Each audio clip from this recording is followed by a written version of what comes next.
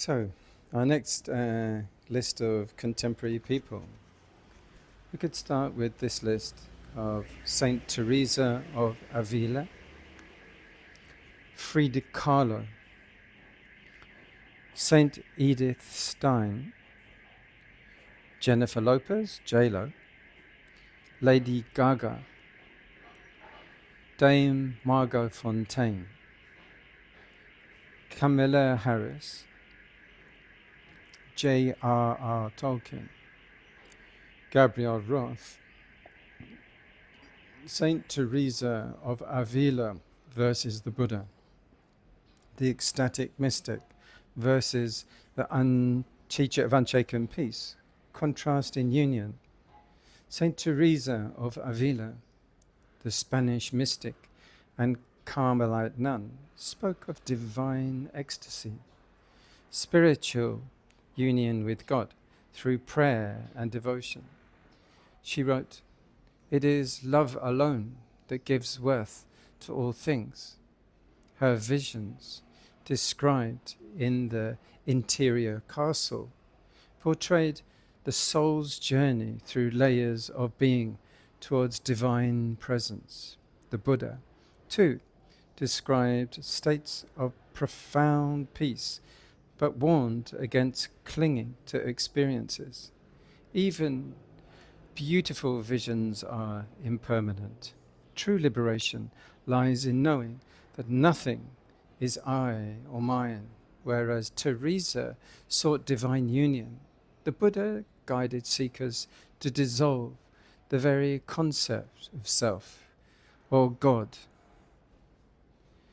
Quirk and ecstasy, Teresa's mysticism, often expressed itself physically, with her body trembling or entering trances, leading her to describe the transverberation, the divine arrow piercing her heart. She wrote, "I saw in his hand a long spear of gold. He appeared to thrust it several times into my heart. The pain was so great, yet so sweet, that I desired it never to end." The Buddha, while acknowledging such experiences, saw the danger in craving ecstasy. Pleasurable states are intoxicating. To cling to them is to miss the deeper freedom of equanimity. Imagine Teresa asking the Buddha, "But this sweetness feels like truth itself." The Buddha might gently reply, "Sweetness arises and fades. Truth is not found in feelings, but in freedom from all longing." Attachment to devotion. Teresa's unwavering devotion to God was her path to meaning and purpose. She proclaimed, "Let nothing disturb you. All things are passing away. God alone suffices." The Buddha, too, recognized the passing nature of all things, but offered a different liberation. Nothing at all suffices, not even God, as an object of devotion. Let go of all concepts, and peace will arise naturally. Where Teresa found transcendence through surrender to divine will, the Buddha taught self-reliance. Work out your liberation with diligence. Rely on no one, not even the gods. Sutta twist. The Buddha might have shared the Te Vijaya Sutta, where he critiques blind reliance on divine union. Those who seek God without knowing the path wander in the dark. The wise know freedom not through faith alone, but through direct understanding of the mind. Teresa, overwhelmed by her ecstasies, might ask, "But is love not the purest path?" The Buddha would respond, Love that clings is still bound. True love arises when all attachment resolves. This comparison highlights Saint Teresa's mystical devotion and ecstatic union, contrasting it with the Buddha's grounded path in wisdom, equanimity, and freedom from all clinging. I hope this resonates. Let's move on to the vivid life of Frida Kahlo into focus next. Frida Kahlo versus the Buddha, the painter of pain versus the teacher of liberation from pain. Contrast in suffering. Frida Kahlo, the iconic Mexican artist, transformed her physical and emotional suffering into vivid, symbolic self-portraits. After surviving a devastating accident, she wrote, "I paint myself because I am so often alone, and because I am the subject I know best." Her art externalized her inner struggles, broken bones, heartbreak, and longing for love. The Buddha, too, acknowledged suffering, but taught how to transcend it. Suffering is not who you are. By understanding its causes, craving and attachment, you can end it. Where Frida painted her painting to be seen and understood, the Buddha guided beings beyond pain itself. Quirk and identity. Kahlo's unapologetic embrace of her identity, her unibrow, her Tijuana dresses, and her dual cultural roots became part of her artistic voice. She stated, "I never paint dreams or nightmares. I paint my own reality." The Buddha, by contrast, saw identity itself as a trap. This body, this name, and these roles, none of them are self. Know this, and you will see beyond the illusion of identity. Imagine Frida showing the Buddha a self-portrait, asking, "Is this not me?" The Buddha might reply, "It is not. It is only form, feeling, and perception. Let go of the image, and you will find freedom." Attachment to love and longing. Frida's life was marked by passionate, turbulent love, especially in her relationship with Diego Rivera. She wrote, "There have been two great accidents in my life. One was the accident, and the other one was Diego." Diego would acknowledge her suffering but point to its cause. The Buddha said, "Buddha, love with attachment brings joy and sorrow. True love arises when sorrow and possession are abandoned." While Frida immortalized her longing in lard, the Buddha offered a path with peace in longing. Longing binds the heart, release it, and the heart becomes free. Sutta twist. The Buddha might have shared the Salayatana Vibhanga Sutta, the analysis of the six sense bases, which explains the root of pain. When one sees clearly that feeling pleasant, painful, or neutral arises and passes, clinging ceases, and freedom is found. Frida, ever defiant, might respond, but pain is part of life, part of beauty, and Buddha, compassionate and steady, would say, Pain may shape life, but it need not control it. See its nature, and you will no longer be bound. This comparison contrasts Frida Kahlo's role, transformative exploration of suffering, identity, and longing, with the Buddha's path of wisdom, which dissolves pain at its root and transcends all attachment.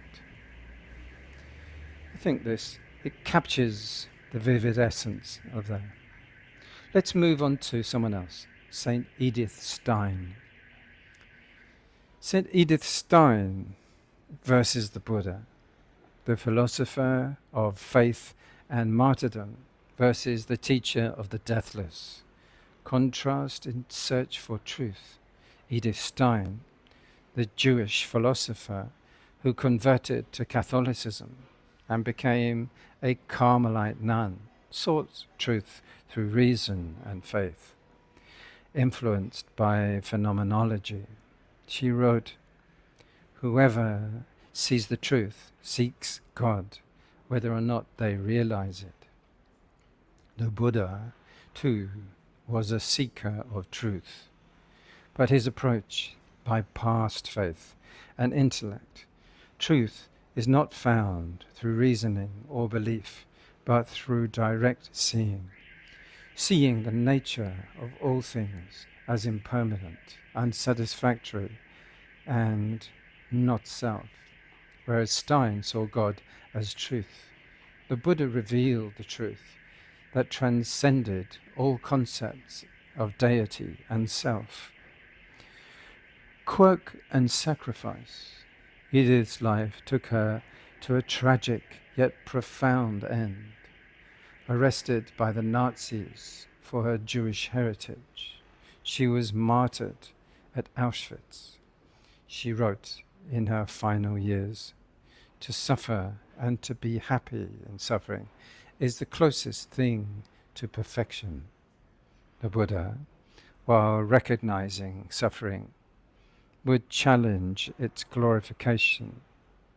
Perfection is not found in suffering, but in the ending of suffering. Why cling to what can be overcome? Imagine Edith asking the Buddha, "Isn't suffering part of God's will?" The Buddha might gently reply, "Suffering arises from causes, not from will. Know the causes, and you can be free." Attachment to faith. For Edith, faith and love for God became inseparable from her life of sacrifice. She wrote, "The deeper one is drawn to God, the more one must go out of oneself." The Buddha also taught the path of selflessness, but not through surrender to a higher being. He proclaimed, "Know God, for He is you." Freedom comes to wisdom when craving and identity dissolve. There is peace. While Edith embraced faith as salvation, the Buddha guided beings to let go of all reliance on external refuge. Make yourself an island. Depend on nothing else. Sutta twist. The Buddha might have offered the Kalama Sutta, which encourages individuals to question all beliefs. Do not go by faith, by tradition, or by authority. When you see for yourself that a teaching leads to freedom, then follow it. Edith, devoted and resolute, might respond, but faith gives life meaning. The Buddha would reply, "Meaning fades. Truth remains. Find the truth beyond all faith, and you will no longer seek." This comparison highlights Edith Stein's intellectual and spiritual devotion, her acceptance of suffering, and contrast it with the Buddha's pragmatic teaching of understanding suffering's causes and transcending it entirely. Hope that resonates. Let's bring in Jennifer Lopez into the spotlight. J.Lo. Jennifer Lopez versus the Buddha. The icon of ambition, the icon of ambition and versus the teacher of letting go. Contrast in identity. The Jennifer Lopez, the singer, actress, and dancer, and entrepreneur, embodied reinvention in ambition. She declared, "I'm real. I'm not perfect, but I'm trying to be better every day." Lopez's identity thrives on relentless effort and versatility. The Buddha, however, taught that danger of clinging to identity itself. The I you perfect is an illusion. When you see through it, freedom arises, where Lopez shapes herself into a brand. The Buddha guided seekers to dissolve the very idea of a permanent self. Quirk and ambition. Lopez's success stems from unshakable determination, declaring, "You get what you give. What you put into things is what you get out." The Buddha valued effort, but cautioned against ambition rooted in craving, striving that clings to results, leads to suffering. Wise effort is balanced. It neither grasps nor resigns. Imagine Lopez asking the Buddha, "How can I stop pushing when the world demands so much?" The Buddha might reply, "Push not for the world's approval. When you let go of striving, peace arises." Attachment to love and image. Lopez's personal life, marked by her search for love and struggles in relationships, reflects her yearning for connection. She once said, "I think of love as the most important thing in the world." The Buddha, while recognizing love's power, warned against its attachment. Love that clings brings both joy and sorrow. True love is boundless. It asks for nothing. While Lopez builds her legacy on love and image, the Buddha offered a path beyond. What is seen, admired, or love will pass. Freedom lies in letting go of all appearances. Sutta twists. The Buddha might have shared the Mangala Sutta, the discourse on blessings, which describes the true blessings of life.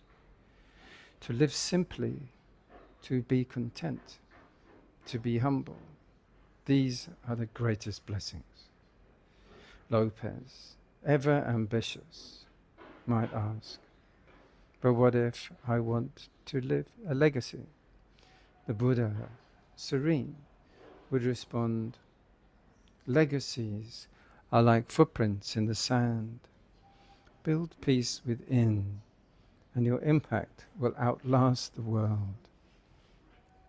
This comparison contrasts Jennifer Lopez's ambition, reinvention, and detachment to love with the Buddha's teaching of balance, humility, and peace beyond identity.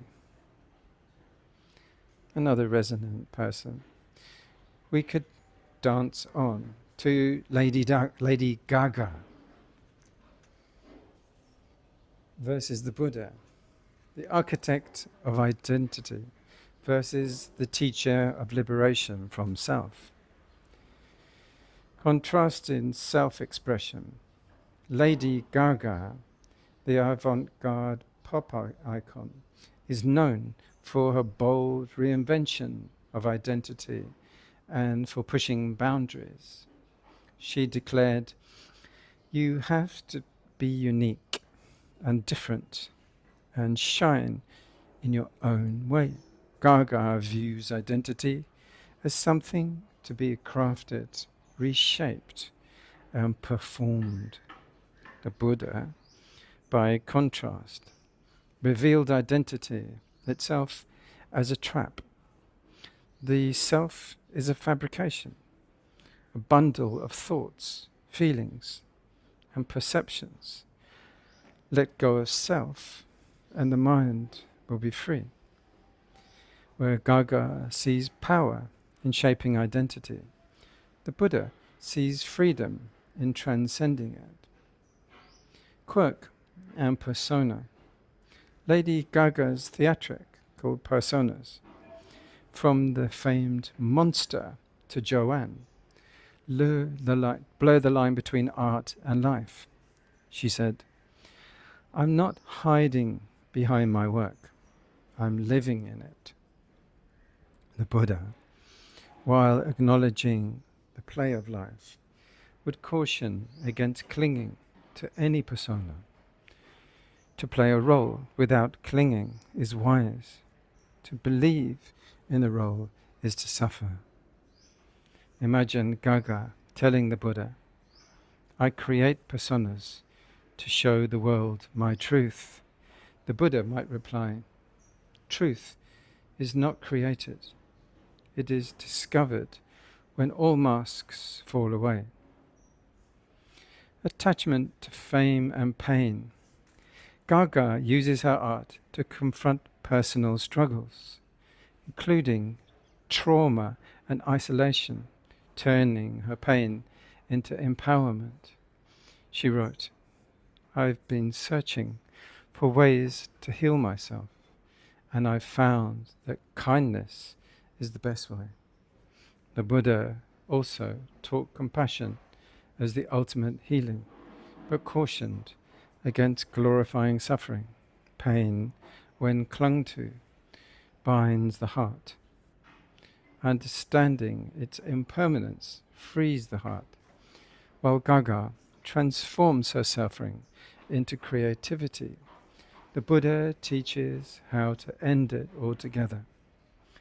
When craving and aversion cease, suffering has no root. Sutta twist. The Buddha might have shared the Rahula Sutta, where he teaches the impermanence of all roles. Like a mirror, reflects the face. Observe your mind without attachment. The truth is not in appearances, but in letting go. Gaga, reflective yet defiant, might say, "But I live to inspire others with my art." The Buddha, compassionate and wise, would respond, "Inspire them not to cling, show them a freedom greater than art itself." This comparison highlights Lady Gaga's dynamic reinvention, her transformation of suffering into art, and contrasts it with the Buddha's radical wisdom of letting go of all personas to find true liberation. Do you think that hits the right note? So let's bring on the elegant Dame Margot Fonteyn. Dame Margot Fonteyn versus the Buddha. The perfection of poise versus the balance beyond perfection. Contrasting mastery, Dame Margot Fonteyn, the legendary British ballerina, embodied poise, discipline, and the pursuit of perfection in her art. She remarked, "The one important thing I have learned over the years is the difference between taking one's work seriously and taking oneself seriously." Fonteyn's grace reflects decades of relentless training. The Buddha, too, valued mastery, but of the mind. Discipline of the body is good, but the greatest mastery is over the restless mind. There lies true poise. Fonteyn perfected the outer. The Buddha taught perfection of the inner.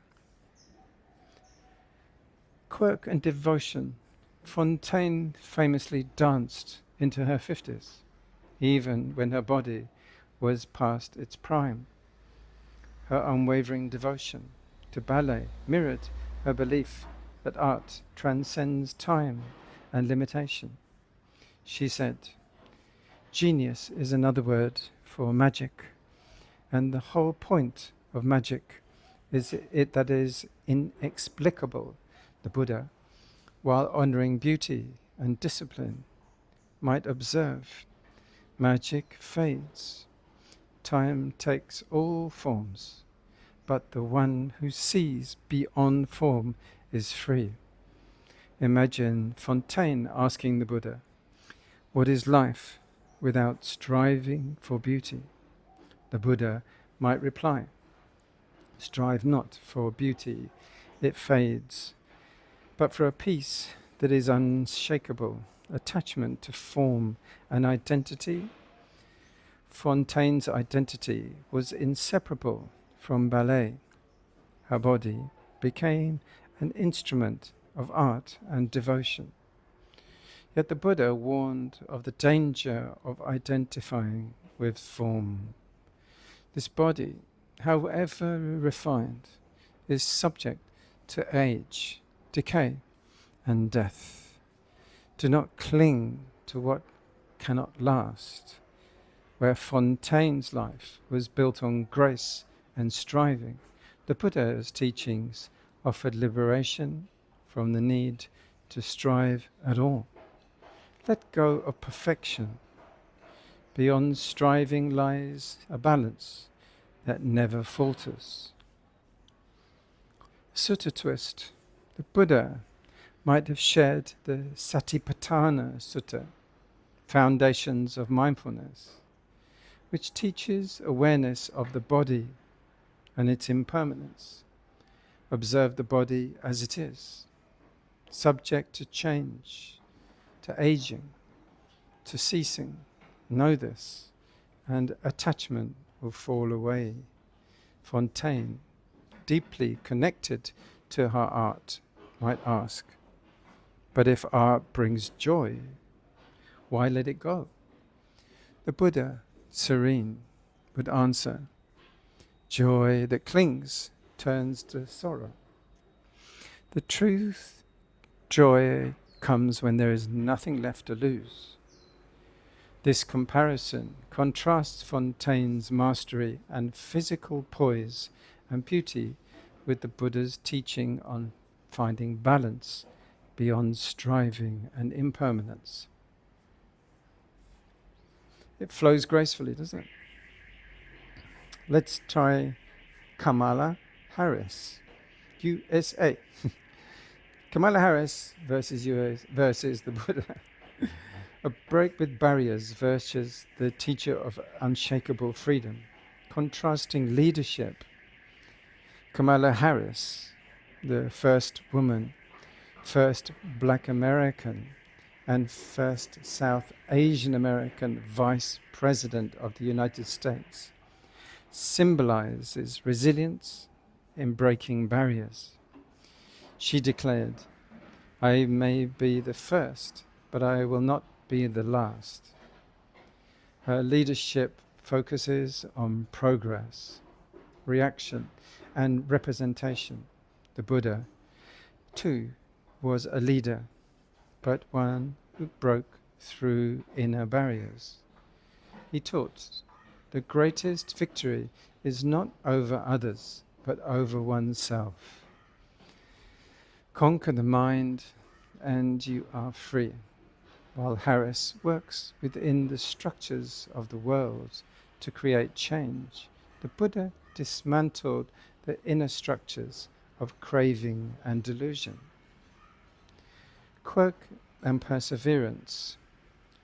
Harris' sharp wit and tenacity mark her career, famously stating, "What I want young women and girls to know is you are powerful and your voice matters." The Buddha, while also empowering individuals, taught that power comes not from asserting the voice, but from silencing the noise within. The quiet mind is the strongest. It is free from fear, anger, and doubt. Imagine Harris saying to the Buddha, "The fight for justice requires speaking up." The Buddha might respond, "Speak, but do so without hatred. Justice with wisdom. Justice with wisdom creates lasting peace." Attachment to justice and ambition. Harris' work reflects an unwavering commitment to justice and societal progress, often driven by the tension of inequality. She said, "The pursuit of justice is about doing the work. It's ongoing." The Buddha, too, valued justice, but saw ambition, however, as another form of bondage. Even justice, when rooted in craving, binds the mind. True freedom comes not from winning, but from letting go of all attachment. Where Harris pushes for external progress, the Buddha guides beings to an unshakable inward freedom that does not depend on conditions. Sutta twist. The Buddha might have shared the Yoda Jiva Sutta, the discourse to the warrior, where he teaches the nature of true victory. The one who defeats hatred with love and anger with kindness, is the true warrior. Harris, deeply committed to fighting inequality, might reply that the fight must continue. How can we rest?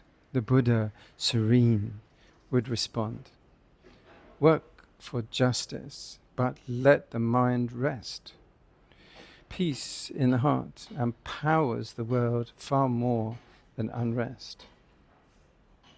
This comparison highlights Kamala Harris' boundary-breaking leadership, her fight for progress, and contrasts it with the Buddha's teaching of transcending struggle, pointing to an unshakable freedom and peace within. Let's have a look at a fictional character, fantastical world of J.R.R. Tolkien next.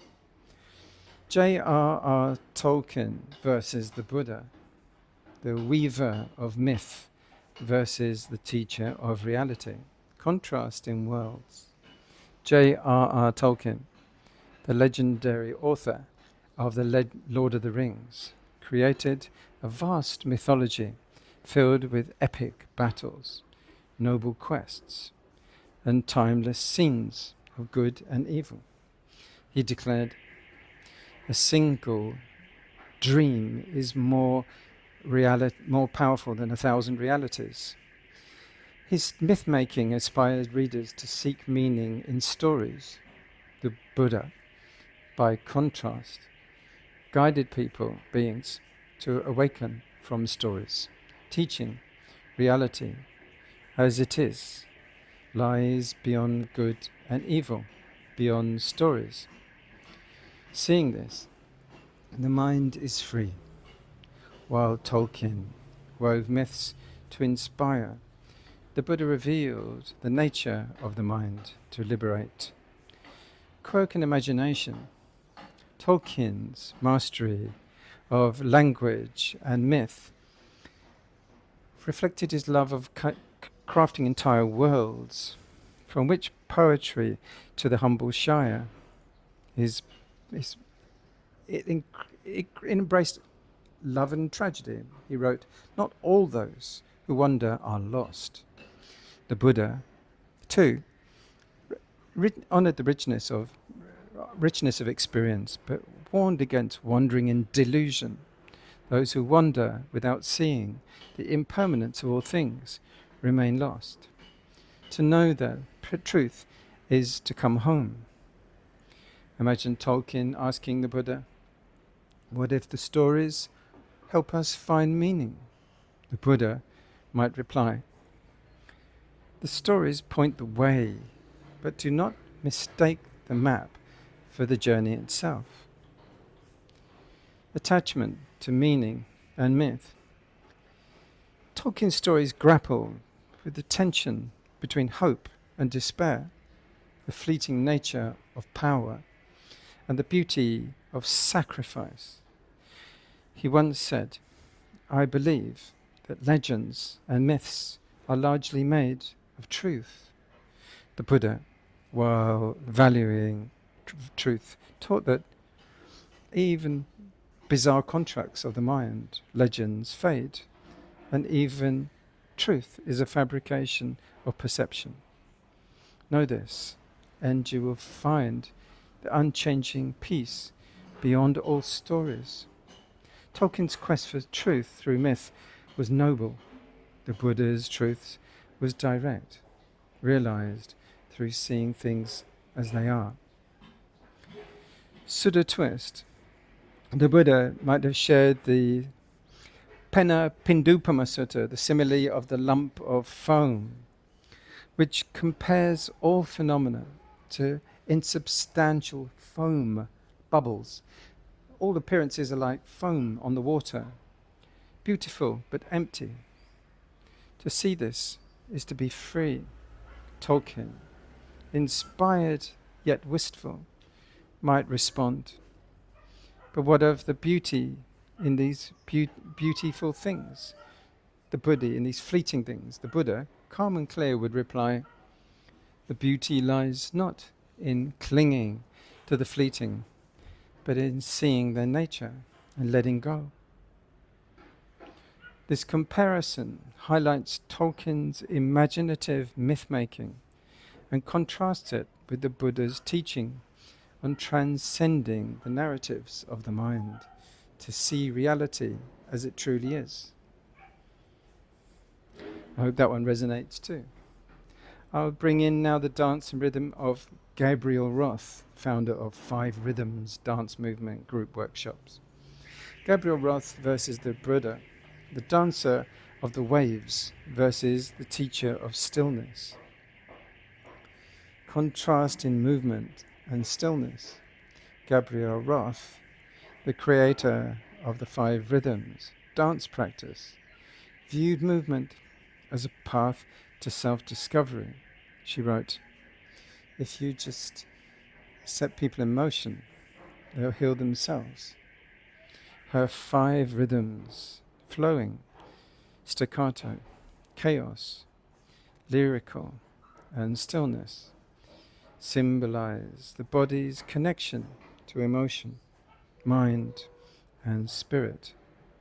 The Buddha, too, recognized life's dynamic flow, but pointed beyond emotion to stillness.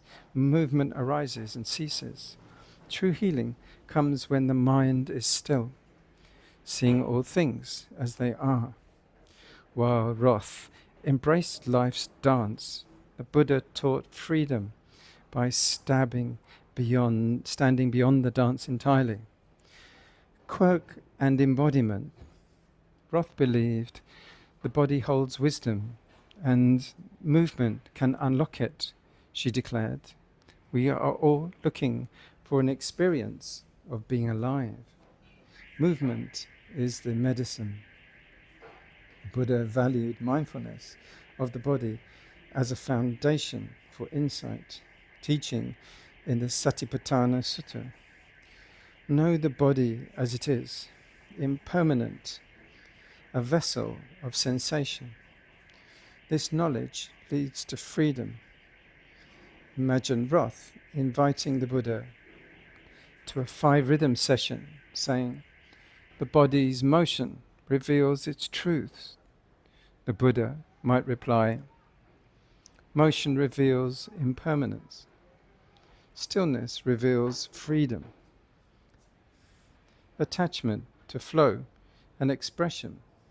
Roth's celebrated expression as a way to process life's chaos and emotion, stating, "Between the head and the feet of any given person is 1,000,000,000 miles of unexplored wilderness." The Buddha, while acknowledging the importance of exploration, warned against clinging to expression. Even the most beautiful dance ends. Peace arises not through motion, but through understanding its impermanence. Where Roth found transcendence in dance, the Buddha revealed a deeper transcendence, freedom from all conditions. Sutta twist. The Buddha might have shared the Anattana Lakkhana Sutta, the discourse on non-self, where he teaches that all forms, feelings, emotions are not self. This is not mine. This is not me. This is not myself. Roth, deeply attuned to movement, might ask, but doesn't motion connect us to life? The Buddha, serene, would answer, motion connects, but also binds. See its nature, and you will move freely without being bound. This comparison captures Gabrielle Roth's dynamic philosophy of movement and contrasts it with the Buddha's teaching on transcending all movement to rest in the stillness of liberation. Let's move on, and thank you very much for your time and attention. May many beings be free from suffering in this series, which is meant to highlight the difference in through imaginary conversations between iconic cultural figures from the West and the Buddha.